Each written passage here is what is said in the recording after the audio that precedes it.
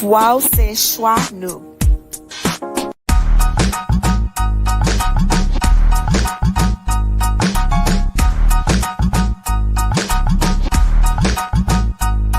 Tu voz es nuestra elección.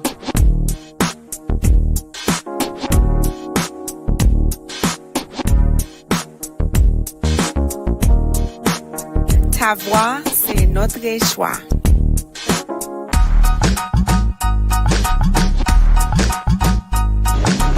The voice of Florida. La voz de la Florida. Your voice is our choice with Dr. Karen Green.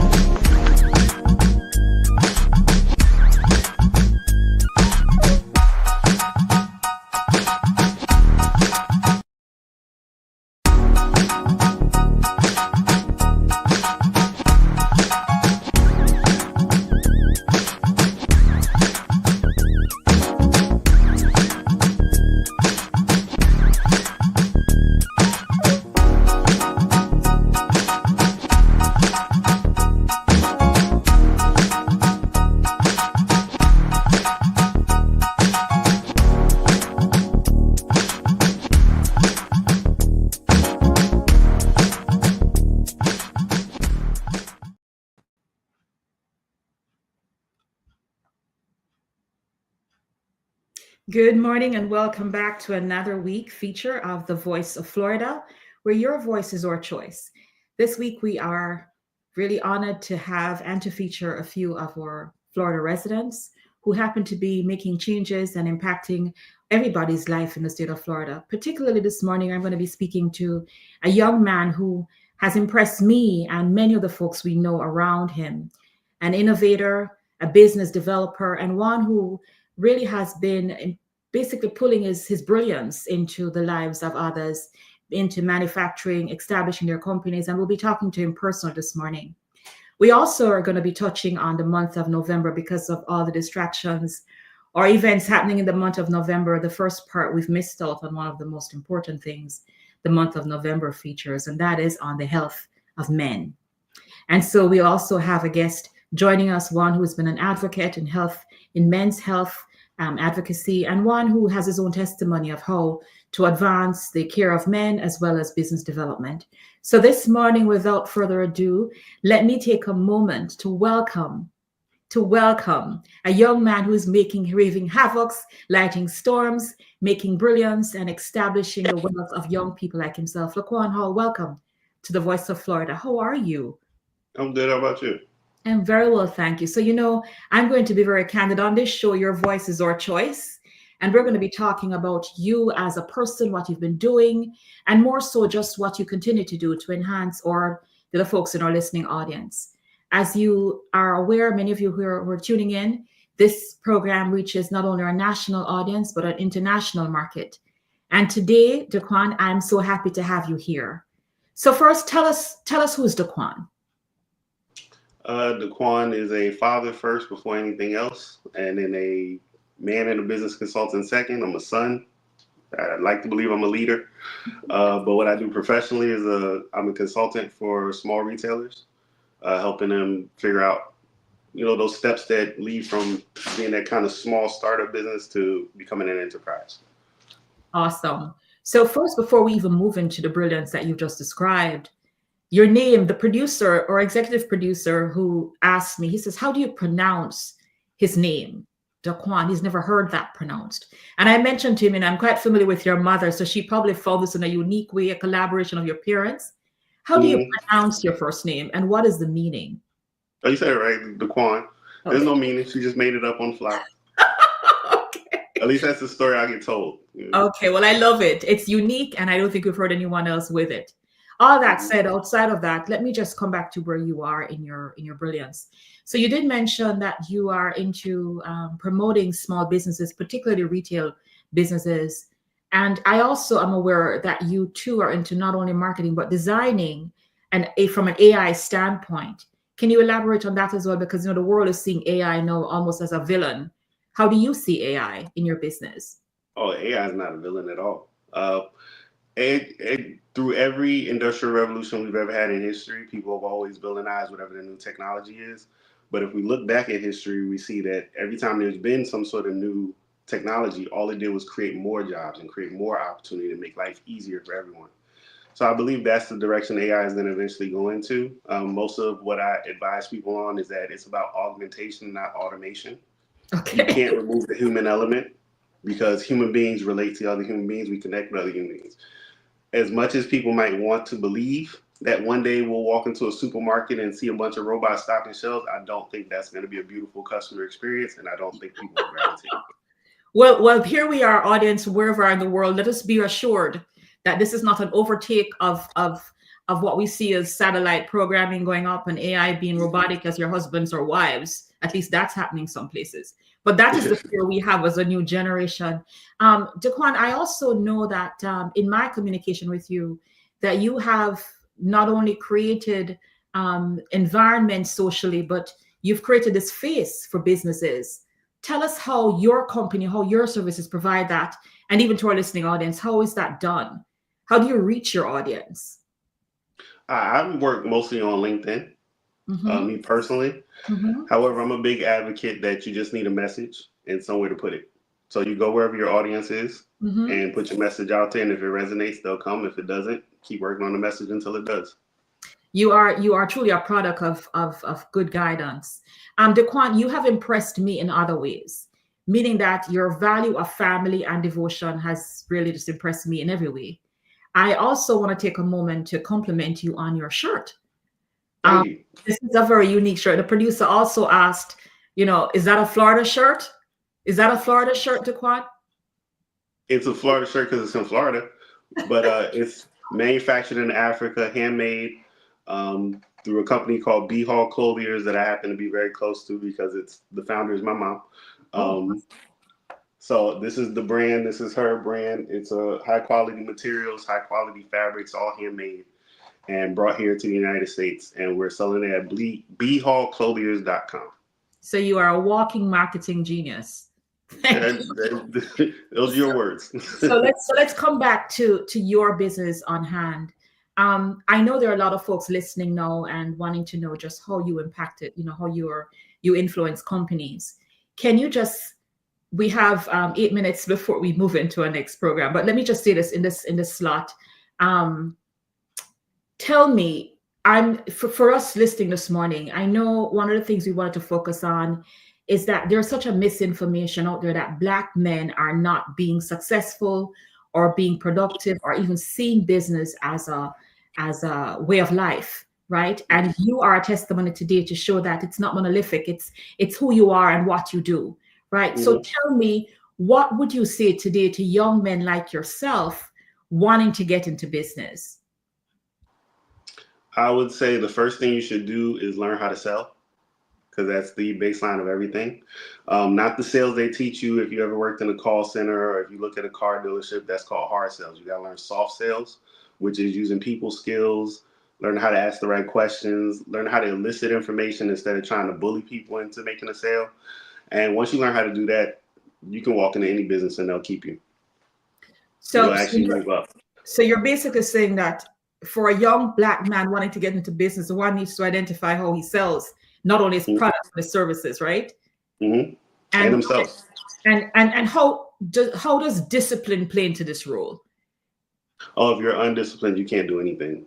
Okay. Nobody wants to be around the undisciplined people. Nobody wants to work with the undisciplined people.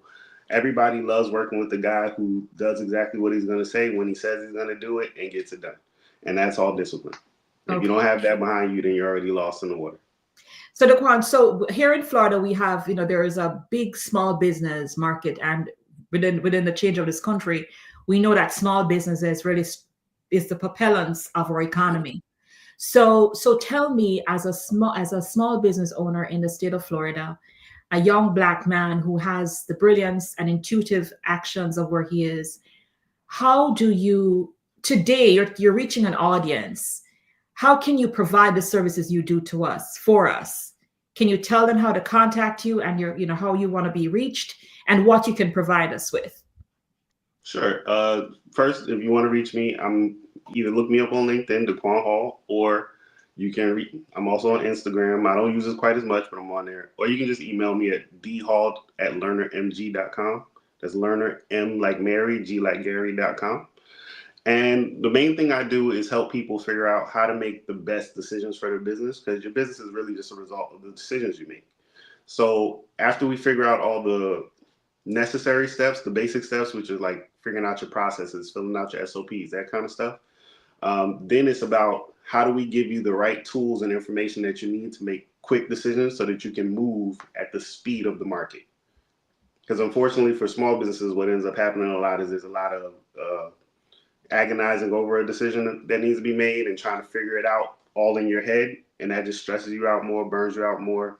If you have numbers, and I always say that insights make decisions easy, data makes decisions difficult. So if you have the numbers that give you the answer, then business just becomes like a point and click kind of thing. So I want that because it makes most sense. So you're prepared to provide that service for anyone who has a vision, has the intention, has the outline. You can provide that startup for businesses, not only for people like yourself, young Black men, but for the person with a vision who's ready to start a business, not only in the state of Florida, but from a global standpoint. Is that correct? Yeah. Okay. So there's stages that you got to go through, but each stage has a different point that we work at. So does your organization, your company, provide the introduction as well as the development of these businesses? Yeah. So the first step is always about figuring out your strategy and your plan. Once we figure that part out, then we can talk about maybe financing and figure out how we're going to finance this big plan. Then we get down to the nitty gritty of how do we actually implement the plan. Wow. So we're this morning, folks, wherever you are across the globe, we're talking to Daquan Hall, who is a young Black entrepreneurial genius in the sense of AI development, business development. And you could hear from his advice that he's looking at different spectrums of how you do this, from a financial aspect or prospectus to all the things that would bring you to where it's at. I also know that your company also does websites and development and the faces of these businesses. So you are a complete business startup functioning company. Is that correct? It's something like that, yeah. Okay. So let us just go ahead again, Daquan, and tell folks how they can contact you going forward. You did give us your email address and where we could find your program. Can you go that again for us, please, before we go into break? Sure. It's dhall@learnermg.com. D as in David, HALL @learnermg, learner, LEARNER, M as in Mary, G as in Gary.com. Or I'm on Instagram, Daquan M. Hall, or LinkedIn, just Daquan Hall. Wow. Daquan, is there anything you want to say to our audience before we go into our first break? Having said all already. Focus on the human element in your business because it's important. Human beings want to connect with other human beings. It's not all about AI, and ChatGPT is just the first iteration of what you're seeing. You're not seeing anything yet. Wow. Well, before we go into our first break, you just heard it. Don't be disdained or discomforted or paranoid that you're going to have an AI answering every call you have. Daquan is saying that there is a human source, a human voice, a human element behind the introduction to business and the continuance of anybody's success. Thank you so much. We're going to go into our first break. Daquan, don't leave. Stick around with us for more because we're going to be talking some more about these programs of men and other things that affect your community. Thank you again for the first half. We're just leaving through the first side of our segment, moving into an ad. Welcome to the Voice of Florida. Thank you.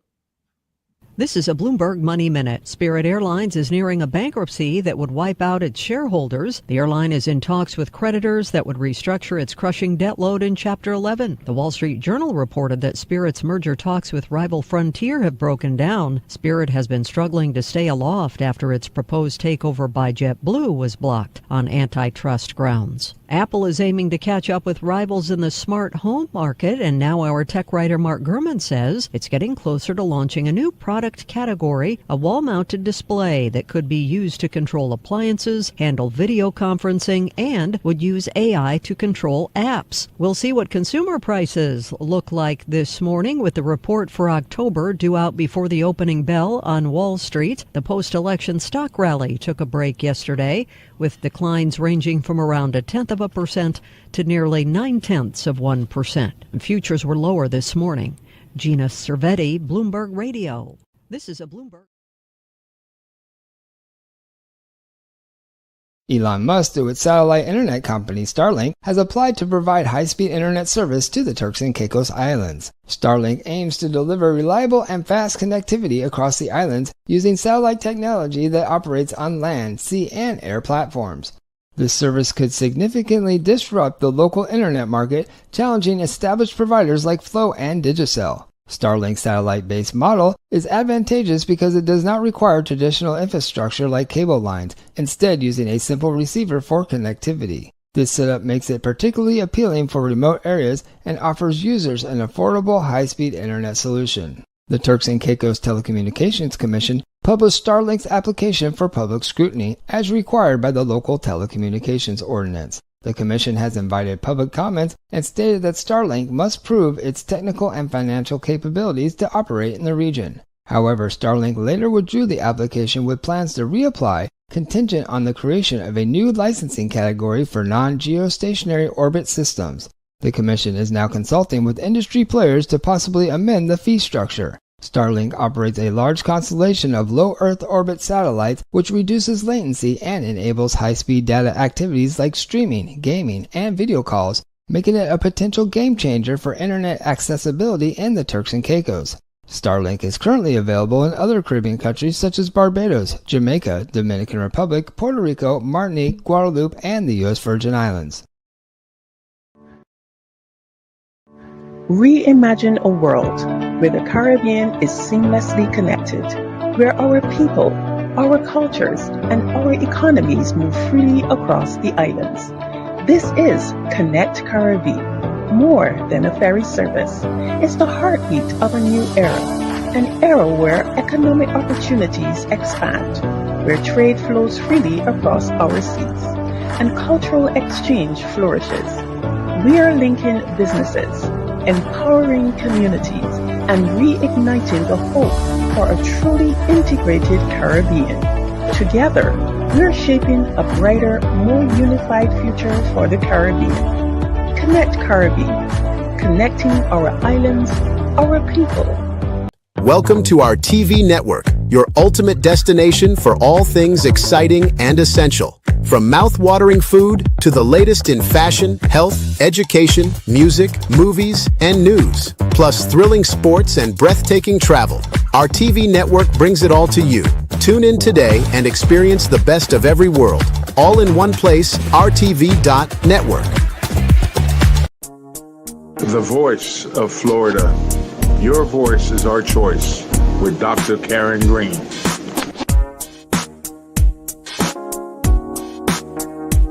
Wow, c'est choix nous.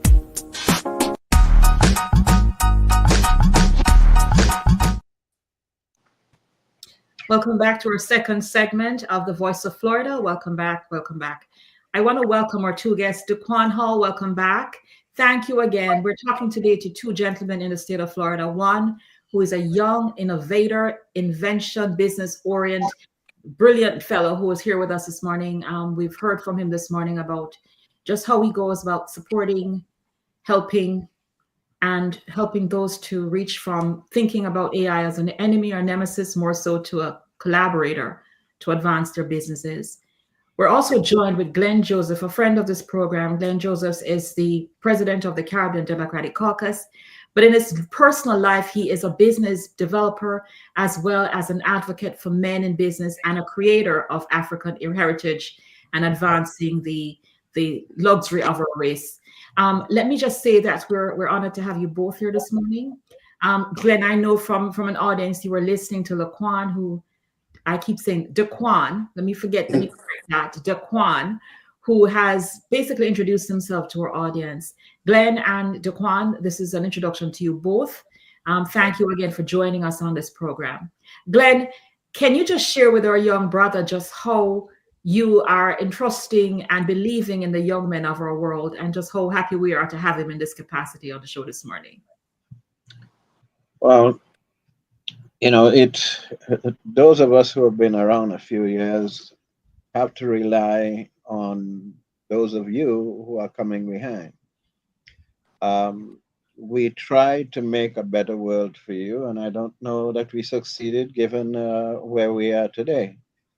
However, it is our hope that the values we gave you as young children and youth and young adults, that will keep you and suffice and give you the impetus to, as you have done, Daquan, because I was listening to the magnanimity of your skills. But it's so important. I mean, if you, as an example, just recently we had an election where partly, one of the things I do is political campaigns. And we had to be speaking to the Black youth. And as you notice, when Obama spoke to them, he was talking down to them, all right? As they said, not having the capacity to understand where he was coming from. And as we engaged ourselves in a conversation with young Black men, you heard them talking about anything on the spectrum from Trump will give us money. That's because he signed a check that came from the IRS as, Donald Trump.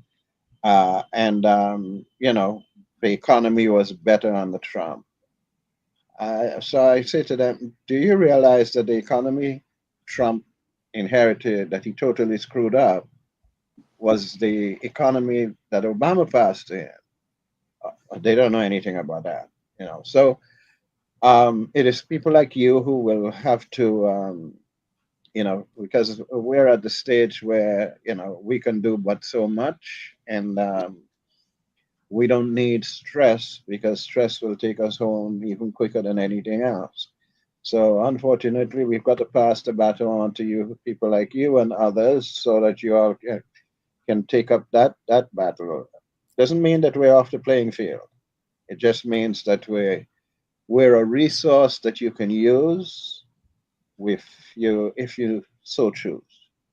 Thank you so much, Glenn. That is just really what I needed to hear from you this morning. I'm here as, we've been experiencing what the world now knows as ageism.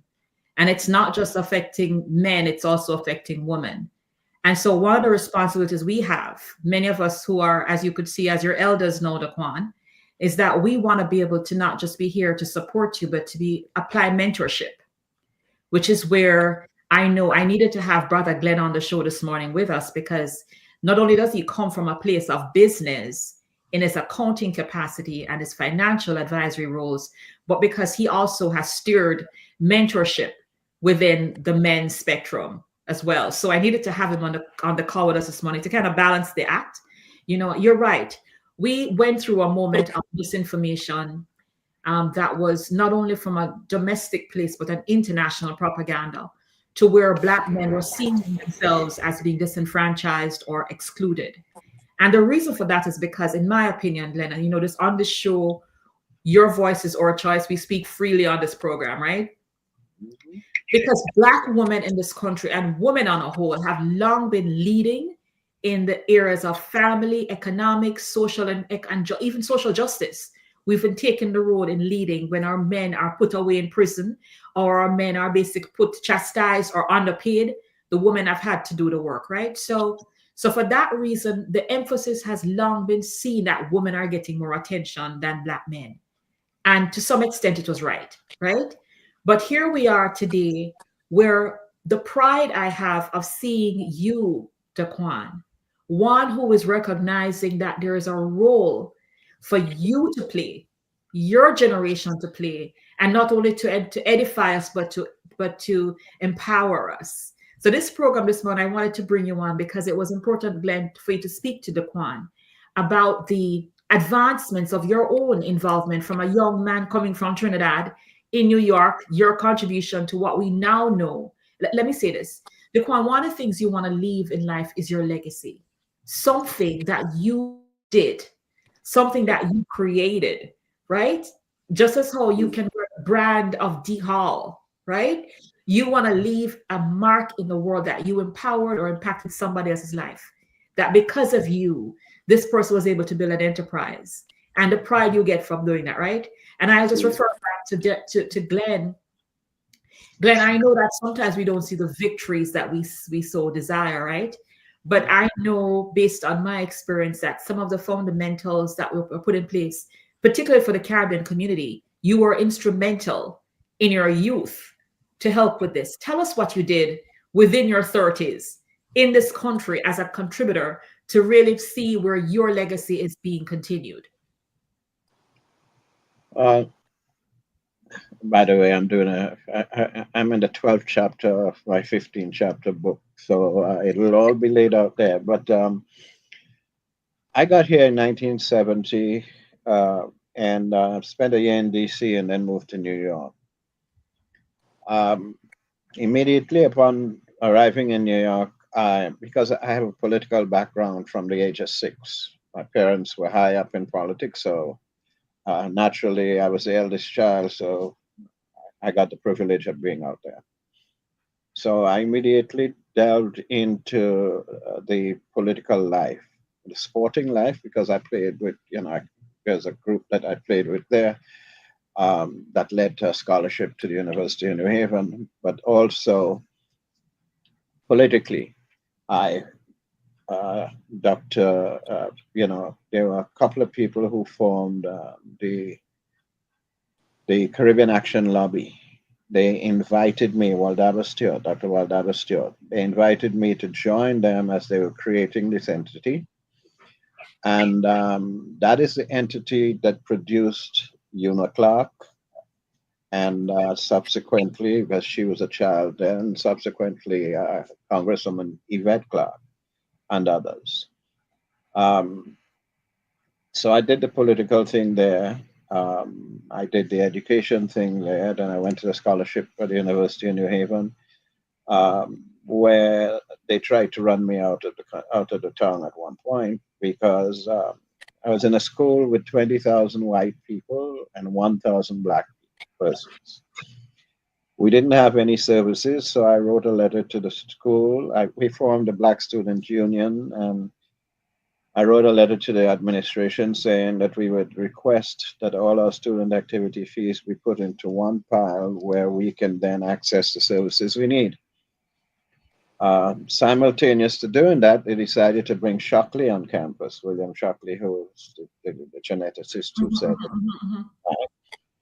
that. I told them no, they couldn't do that.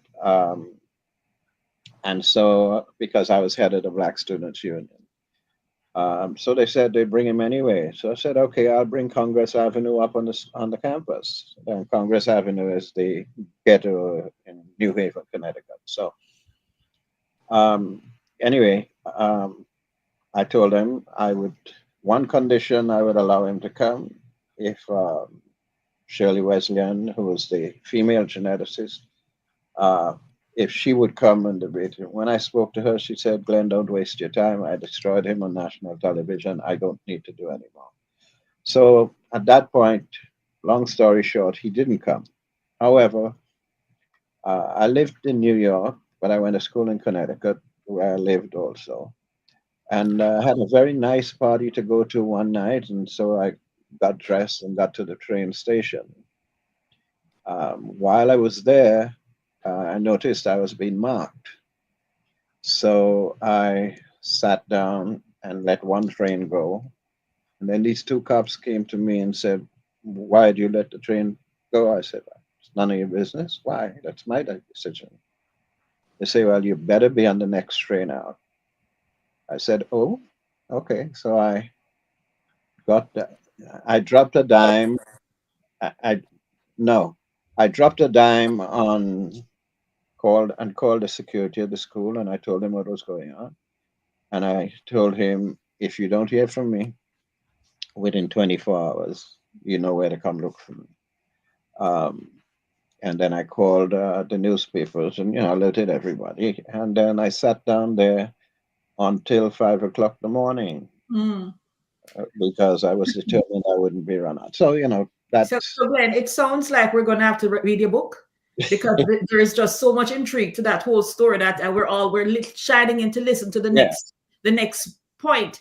Anyway, move out to New York and move out to New York and we to Florida.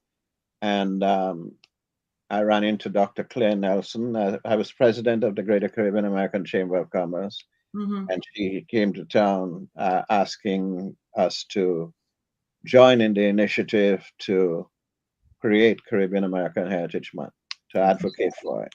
Okay. She invited me to be the executive vice president of the institute, which I was for about 6 years, as we marshaled that into existence. It was Dr. That's where I needed you to really touch, because I know you were behind the scenes in creating that Caribbean Heritage national space. And the story behind it, I'm right now promoting Glenn's book that we're going to have to find a way to read it when it's all done. He's up to his final chapter. And we'll continue to discuss Glenn's story here from his involvement. He just said it. It's not just with advocacy, but it's activism that actually got him to where he is in business and in leadership. Daquan, let me come back to you for a moment. You're hearing the fact that it is not just by taking your voice, but it's also by penciling your position. And I've heard it, I've seen some of the things you've done in your presentation of how you create sites and how you look about applying the human piece to the almost animation or AI version of things. Tell me, having listened to Glenn Josephs, who's made his mark, what do you see your legacy being when you get to our age? I hope that I've helped enough people that that's pretty much it. I just want to be a helper. And maybe I'm just not there yet to where I really started thinking about my legacy, but I'm just here to help as many people as I can. How do you view success for a Black man in his 40s? Taking care of your family as best you can, and living a good life, however you define that. I hear you, brother. So there's a certain level of humility, Glenn, that we're happy to hear, that there's no ego riding on that train, right? There cannot be, because that's one of the problems that we run into. There are too many egos where everybody thinks that they're the best thing since sliced bread. And you know what they say, empty barrels make most noise. So you just stay silent and let them talk. Yes, that's a great point. So we're going to move into our second priority today. We've covered this area of influence, of business, of looking at what it is that inspires a young Black man at this stage of his life. Not only the influence of his mother, who I know is a strong businesswoman with a mind of a unknown, but also because he has an innate responsibility to continue into that trend. But today we have another topic that we've all overlooked in the state of Florida and across this globe, is the interest of men not taking their health as a priority. And this morning, we wanted to take a few moments, the time we have left, to just focus on the fact that men usually wait until the last minute to be diagnosed with any kind of critical illness. And as a result of that, the effects and consequences are just beyond reasoning in most cases, and in most cases too late. So we wanted to take a moment this morning to just to use this program as a reminder, not only for the successes, economic, financial, but also to remember that your health is truly your wealth. And the wealth not only of yourself, but legacy of your family. Because in most cases, the man is not only the breadwinner, the woman is the nurturer, but in instances where the man no longer is able to do that, the woman has to double up. She now becomes the nurturer and the breadwinner, right? And so we're asking you this morning, wherever you are in the world, just to remind yourselves that your investment is not only monetarily, it's not just economics, but it's also an investment in your health. And to do that, it requires preventative care. And so Glenn, this morning, with full disclosure, a few of us on this call two of us on this call have had our own experiences with having been diagnosed. When you hear a horrible diagnosis, you get scared, right? But we also know that there is wisdom, knowledge, science, just as AI is now, Daquan, is that science have increased. And the death rate, if caught with certain illnesses, it is preventative, right? So Glenn, this morning, I'm particularly talking to men because one of the things that men seem to ignore are 3 cancers that I'm familiar with based on statistical research and just experience.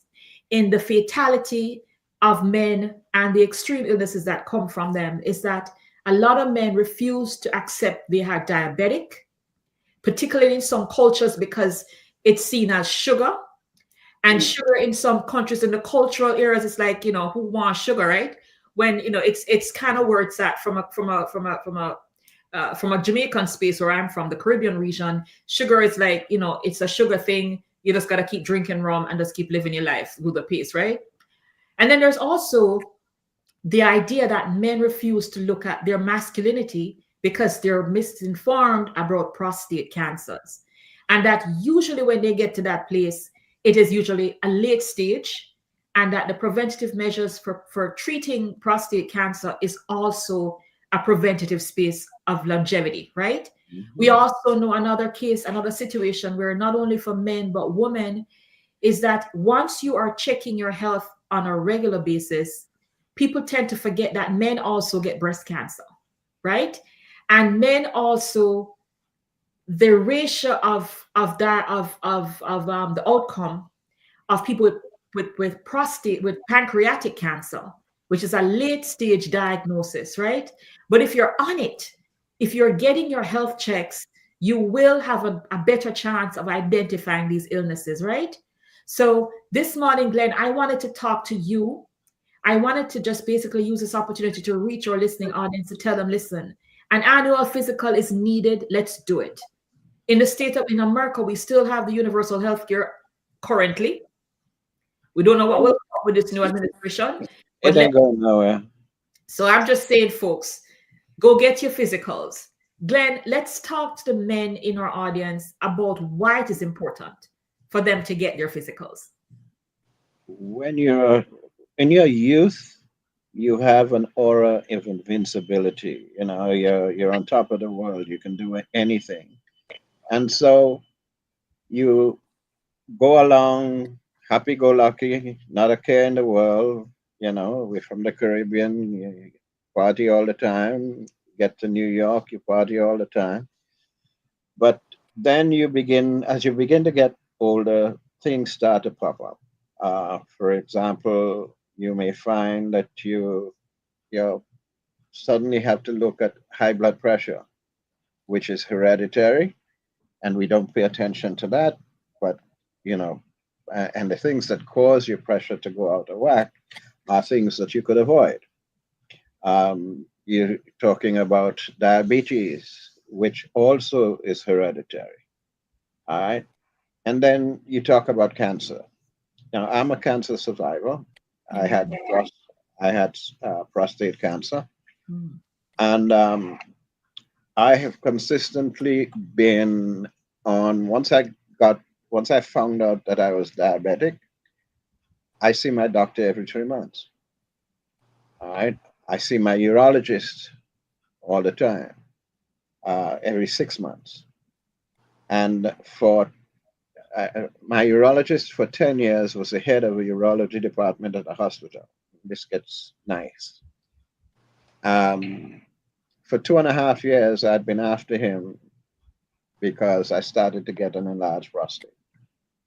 So I was after him to do a biopsy, and he refused. He said, "Oh, your numbers go up and down, so it's nothing to worry about." But as it got larger, my ability to urinate got weaker. And so at one point, it was so bad when I went to him, he said, well, he gave me, a tool to use.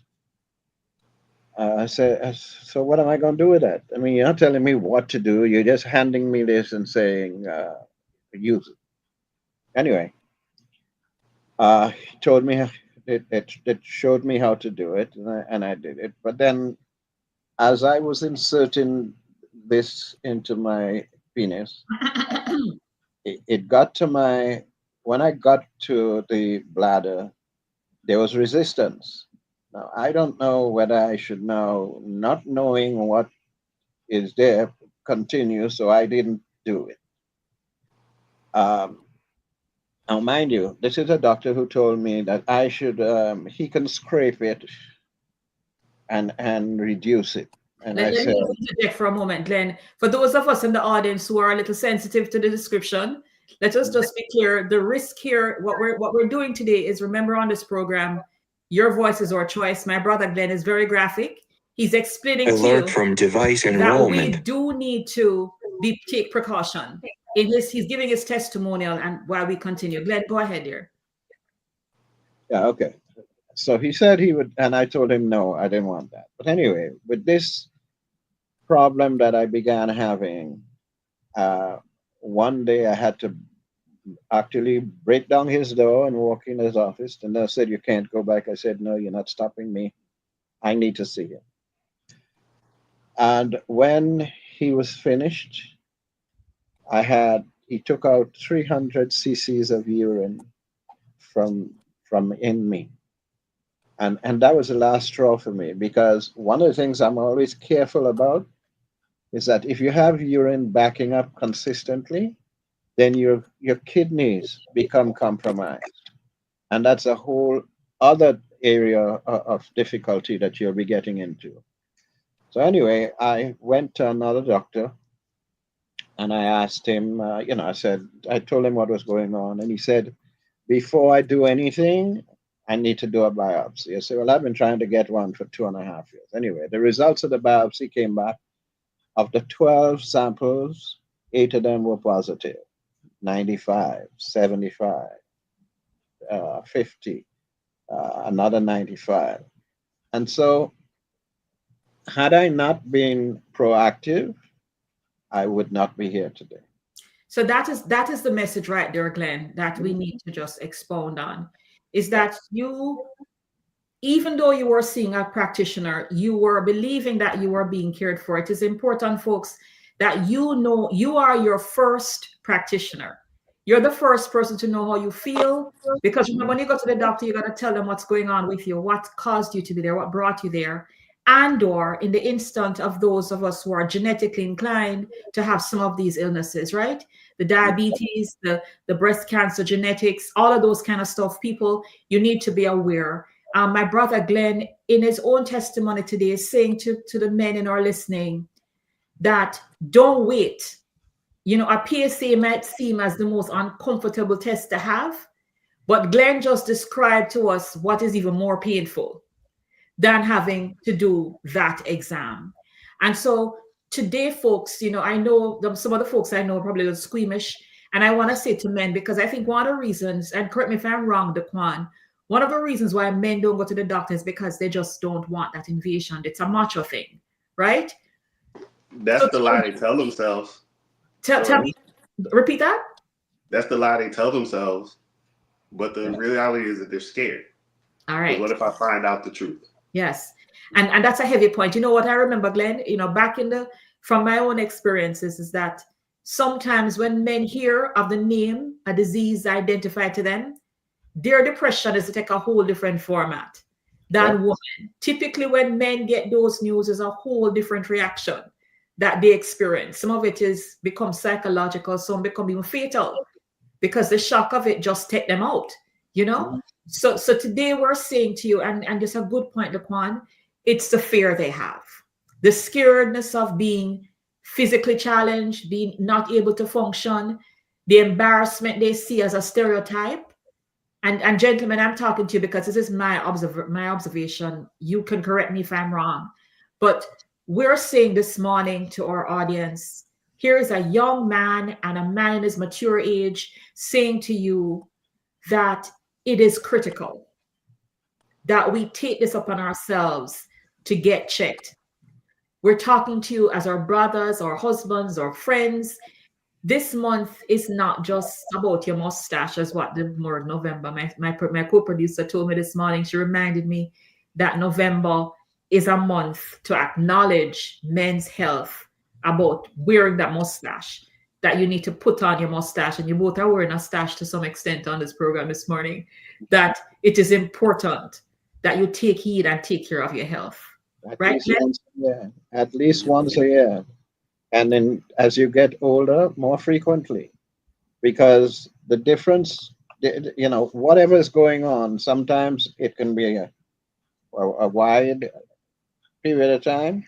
Sometimes it could be a short period of time. You know, the difference between these cancers, and the other thing is colon cancer. Oh yes, I forgot that. Right? Colon That's how it's cancer is the most curable of Yes. all of these. Yes. And so many people die from colon cancer because first of all, they don't want to be invaded, okay, because they see it as an invasion. All those people, they're checking to make sure that there isn't anything that needs attention. So the invasion is a problem. Then, you know, I know some people in their 60s who've never been to the doctor, and all of a sudden, everything's going on with them, and they want to know why.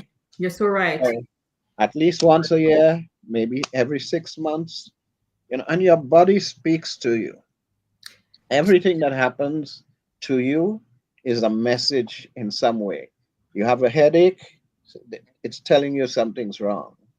You have a pain, you know, and not every gas pain is a gas pain. Exactly. Or the flu, or a virus. You know, so then you know, another illness that I need to point out today before we move on to our probably closing break is that one of the diseases that is so understated and in most cultures even ignored or stereotyped is mental health.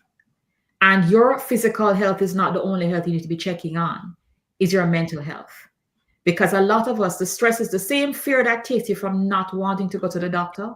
The challenges of our social and economic state in this country forces a lot of men into depression. And depression is also a diagnosed state of mental health right now, depending on where you take it, right?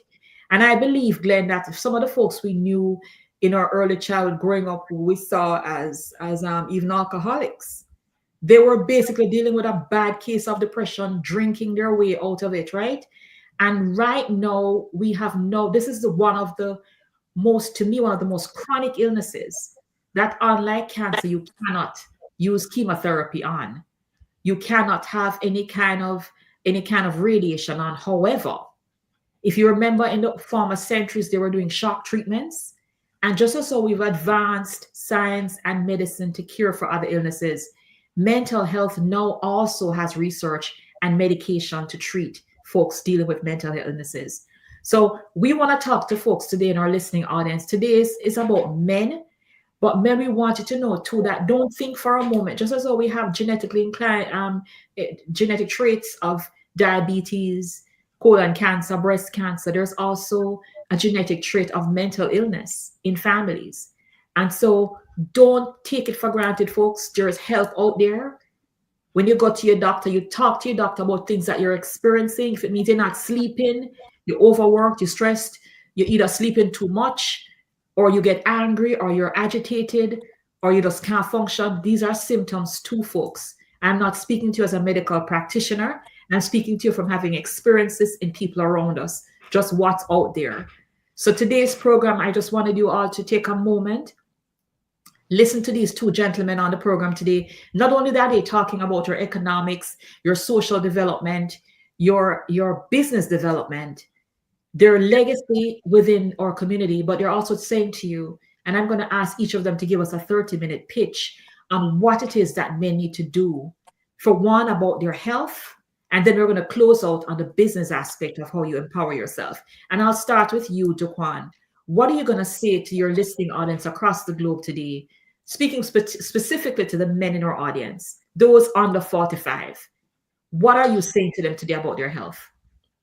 Well, to go back to discipline, we often look at masculinity as toughness, but what is more tough? Is it more tough to go out and drink with your friends and eat cake and party, or is it more tough in discipline to sit down and eat a balanced meal, lower your carbs?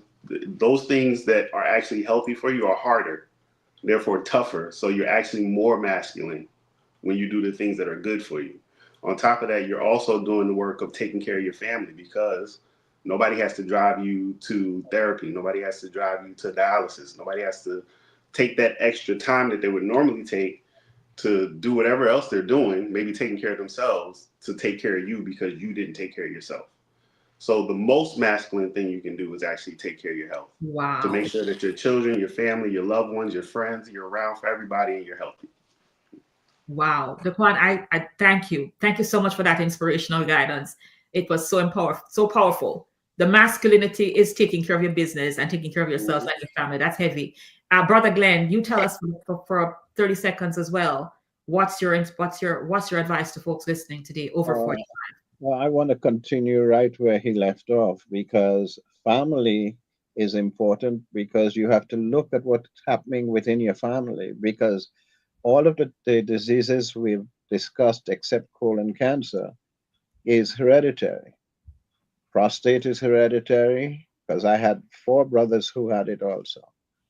Okay, so prostate, high blood pressure, diabetes. Look, life and mental health is particularly a bad thing because it is not being addressed in an organized way. It is the most underserved illness in the country, if not the world. Absolutely. But you know yourself. So if you feel that you need to talk with someone, or you have a confidant that you want to talk to, or even go to a doctor too if you feel you need to, because you can help yourself get well if you really take the time to address yourself. And how you do that? By monitoring what goes on with your body, by observing what's happening around you, and questioning, if that's happening there, can it happen with me?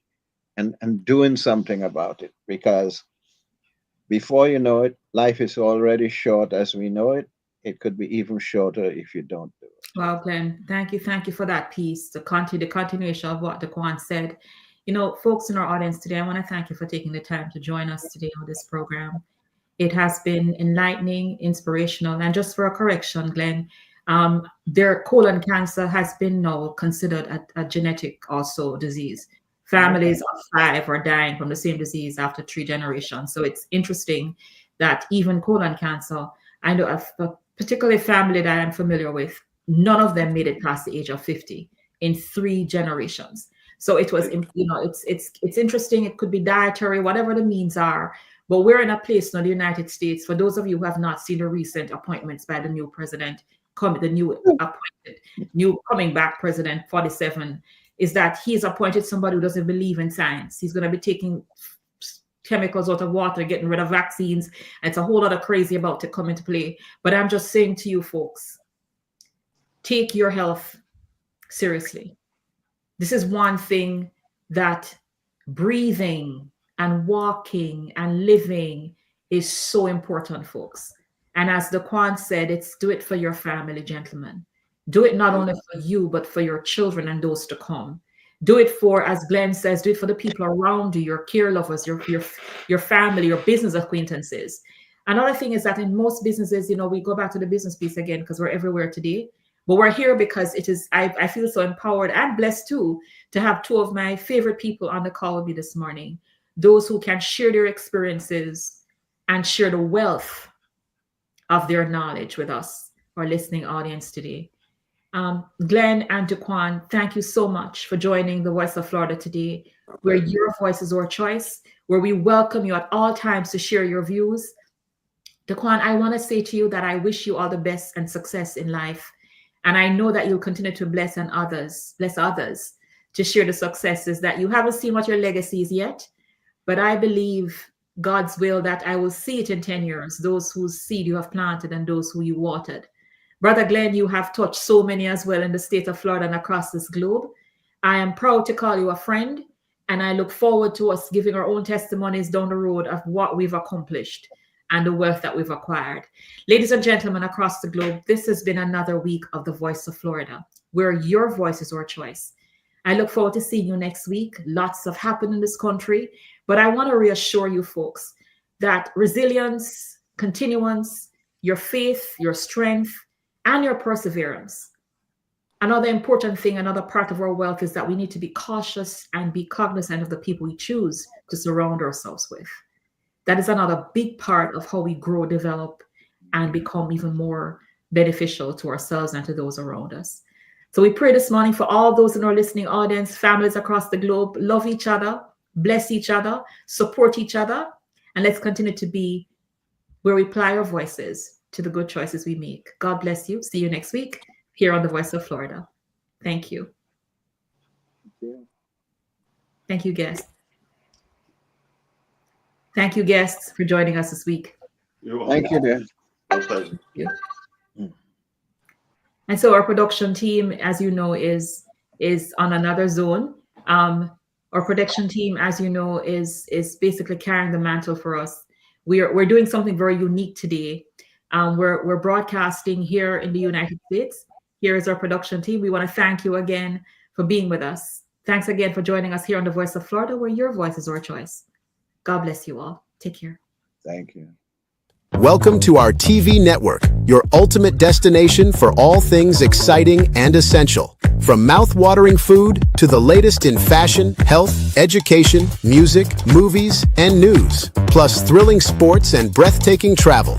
Our TV network brings it all to you. Tune in today and experience the best of every world. All in one place, RTV.network.